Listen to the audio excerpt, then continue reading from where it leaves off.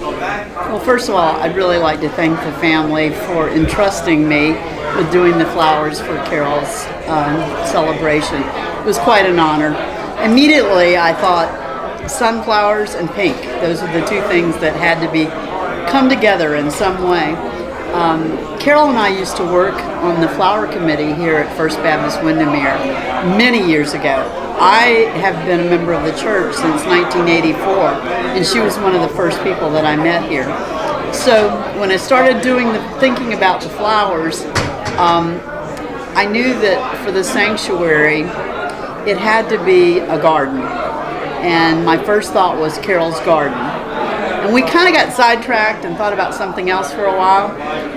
I prayed about it. I thought about it a lot, and there was actually 3 generations of ideas that came out. But the last one that came out was just making it look like Carol is out in her garden, and I wanted to put some little details in it that would make people smile if they saw it. And really the biggest thing for me was I had to engineer it. I took a planter out of my front yard, cleaned it up, sprayed it, bought picket fence to put across the front of it. Then I had to use blocks of Oasis. This was like the Rose Bowl parade, and covered it with chicken wire. And then used a wrought iron edging piece in the back. And I did a lot of praying. And when I started doing it, it's just like it came together.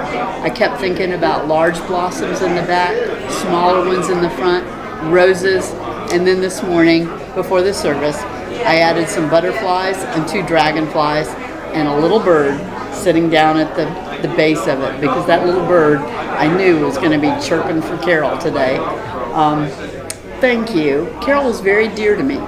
She went to all 3 of my children's weddings. My own mother couldn't be there, so she was kind of a surrogate.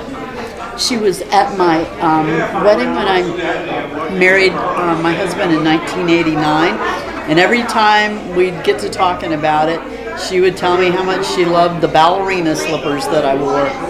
There's one thing I'd like to tell that was just kind of funny. She took me for breakfast on her pontoon boat, and she often told this story on me, whether it was totally true. I think it was. She left me on shore and got in the boat and threw the rope at me and told me to grab it and hold on. And I grabbed the rope and then I dropped it, and she started floating away. I don't swim, but I had to make my way to the boat, and she laughed her head off the whole time. And fortunately, I didn't walk on water, but I made it to the boat, and she made a beautiful breakfast for me out on that lake. That's a treasured memory. Thank you.